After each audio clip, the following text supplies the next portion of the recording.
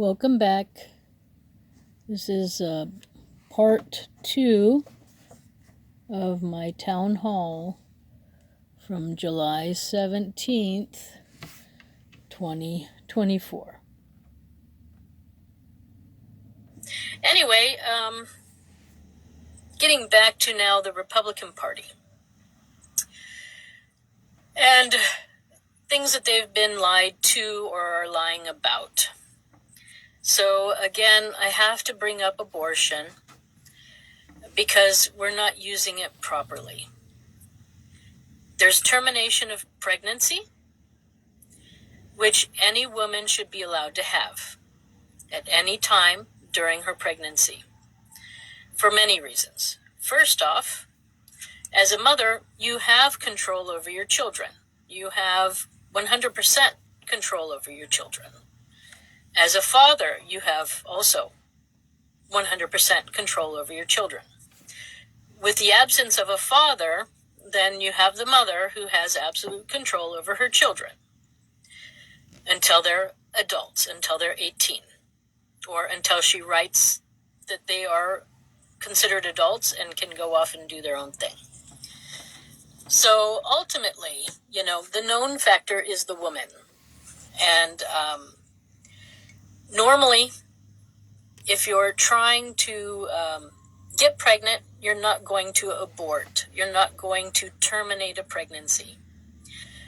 But sometimes health risks come in, and then sometimes the same operation that is used to take out a pregnancy is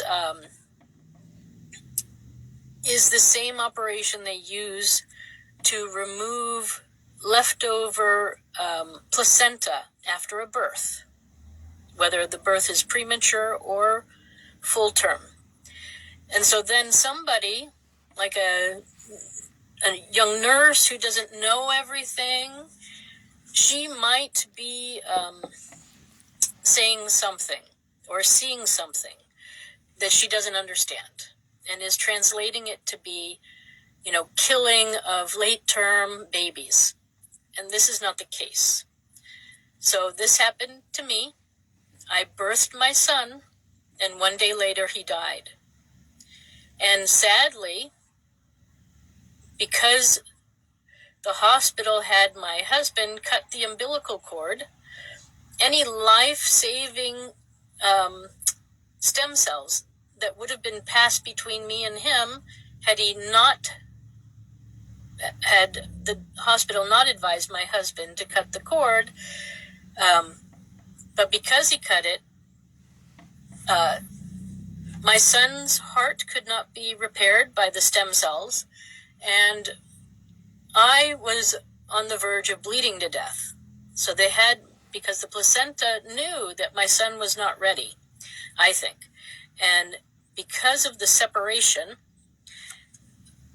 now we have two things that actually might die, and because there's no way to fix the heart, and there's no way to stop the bleeding because my placenta or his placenta or our placenta was still attached. So they had to go in after a successful birth of my son, and they had to remove the placenta. And the operation they did to get that out was quite possibly the abortion operation. So recently, let me finish. So recently I read about how they used to get the placenta pieces out back in the early 60s. And apparently they would open the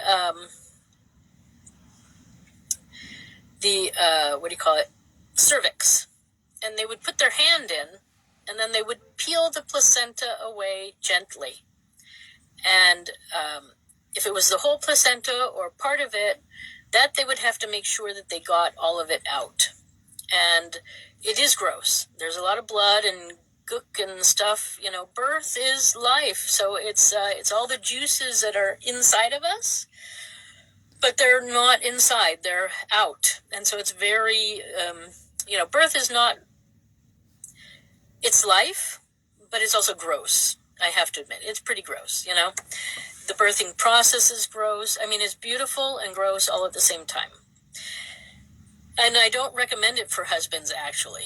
But that's a whole nother story, because I think it's traumatizing for them to see how much agony it goes to getting a human being out of a woman. So, anyway,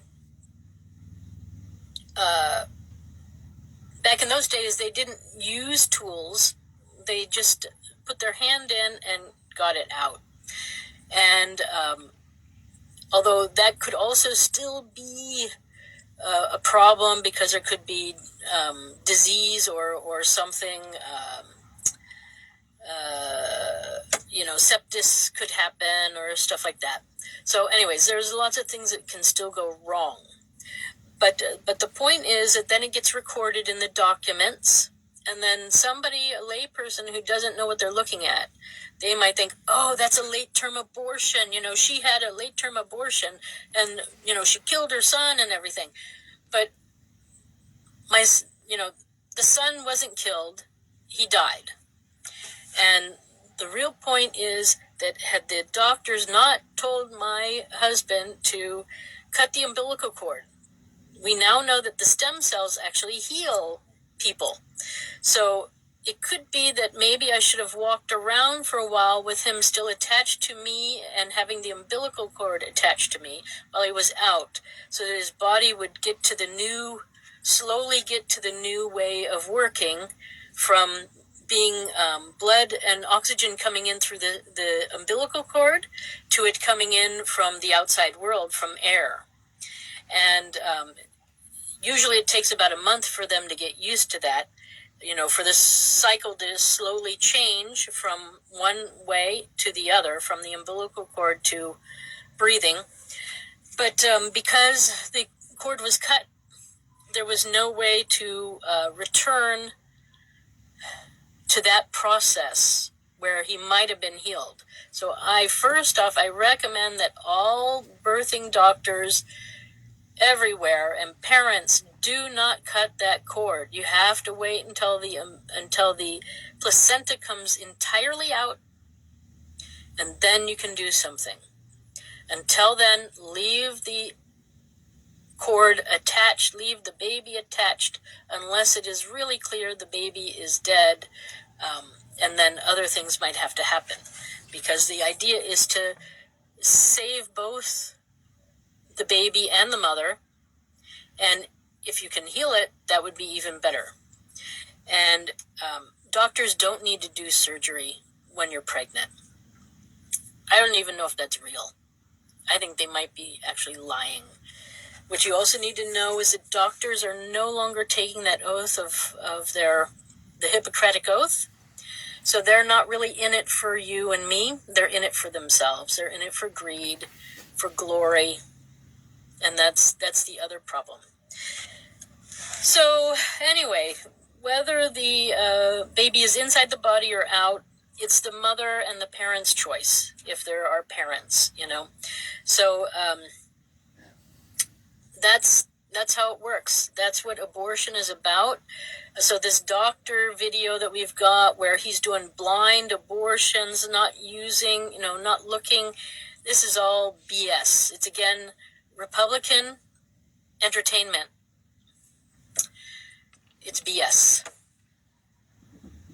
So I think maybe we got to remove men from the birthing process. I think that's where we went wrong. We've got a lot of men, doctors, who have been, deciding with the male counterpart all sorts of decisions that should have been left to the couple, or, wait until the child is older. Sometimes at birth, the doctors, when they take the child to do tests and look it over, they decide whether it's going to be a girl or a boy, and sometimes they choose wrong. And that's one of the problems we have in our society today. I know in my mother's day and age, back in the 60s, they were putting women to sleep and then pulling the babies out. So the mother was not included at all in the process. At best, it was the father and the doctor deciding together what that child will be, a boy or a girl. And then later, I guess sometimes the parents were involved in the choice, but not everywhere. It depended on the policies of your doctor and their belief. So my suggestion is, there are these children that are born often, more often than you know, who are intersex, who have bigger penises or smaller penises, who have uteruses or no uteruses, and, whether they have testes or,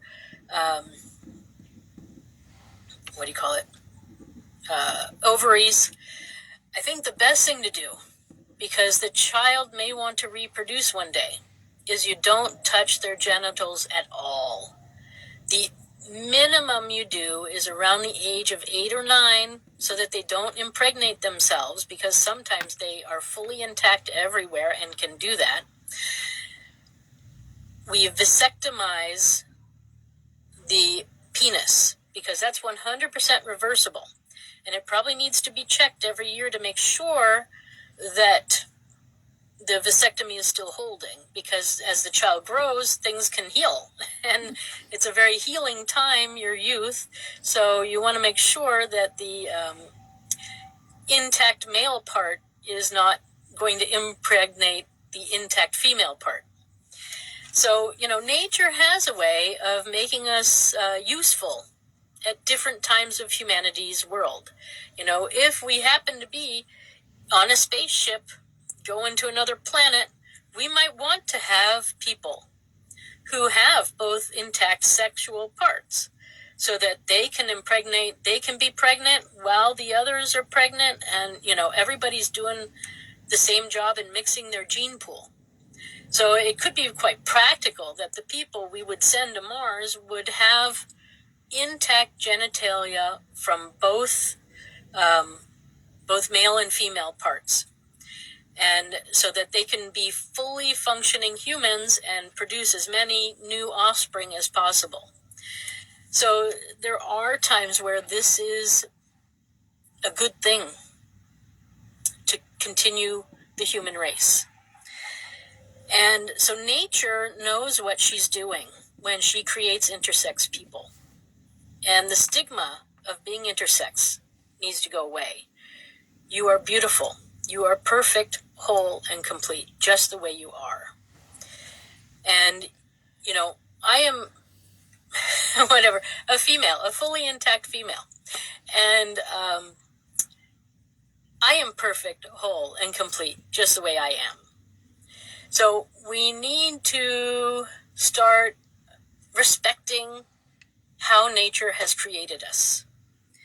And we all have a right to be here, and we are all able to be here.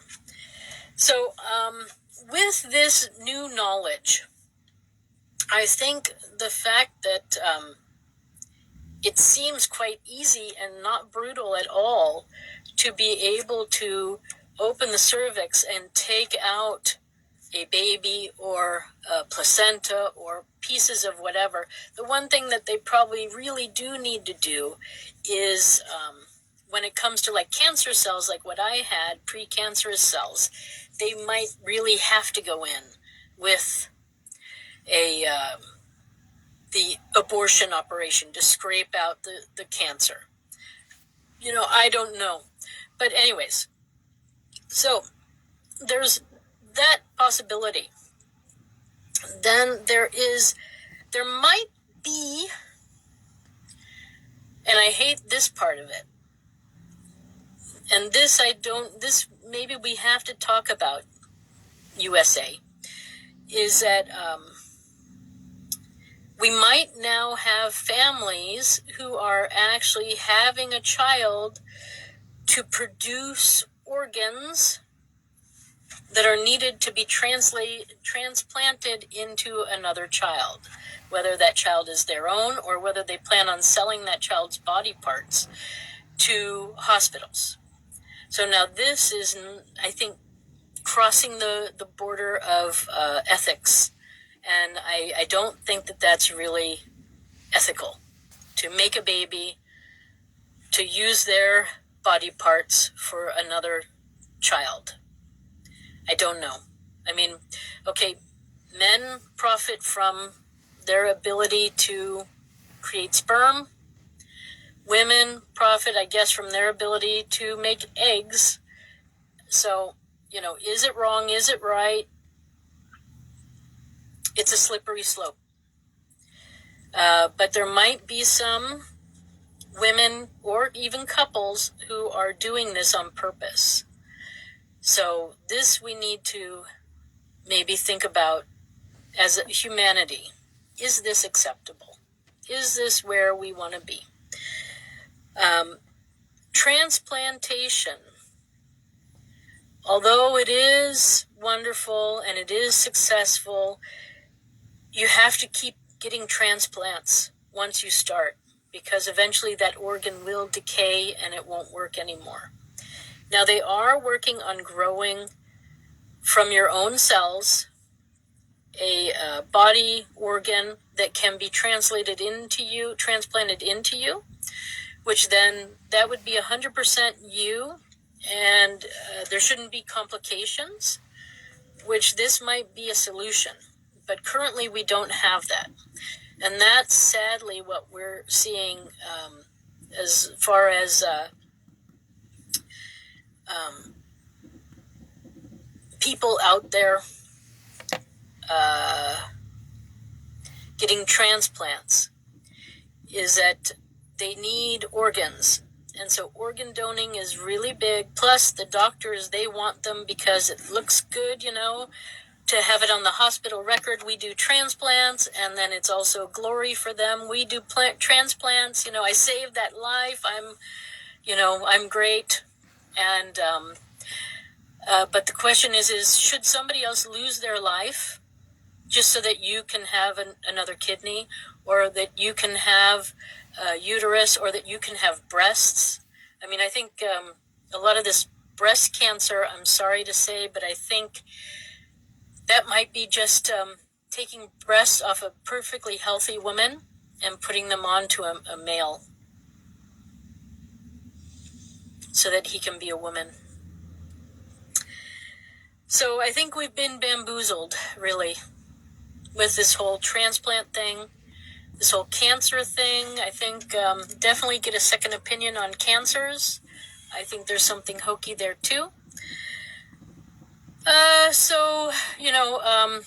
Getting back to transplanting. So, my son, when he was born, we were surrounded by 5 doctors, 5 specialists, and they said, we don't do transplants here. There are places where you can go, but we really don't recommend it.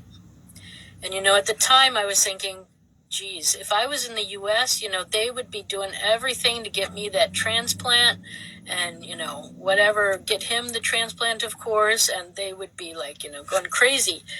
But here, they look at the whole picture.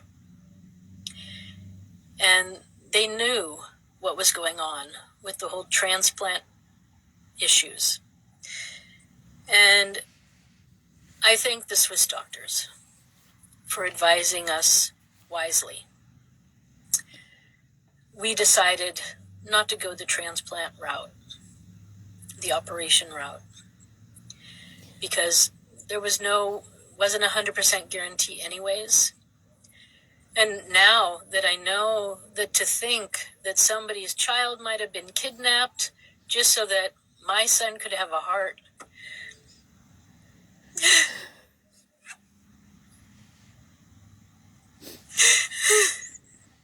that would have killed me.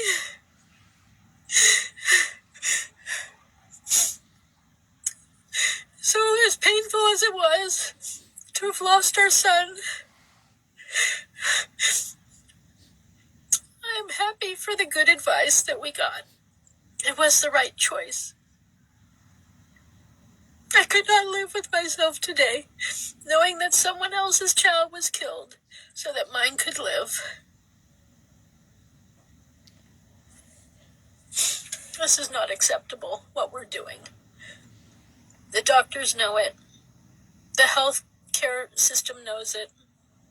Plus, we're all paying for that because we're paying for health care.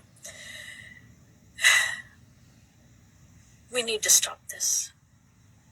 Transplants. I know it's hard,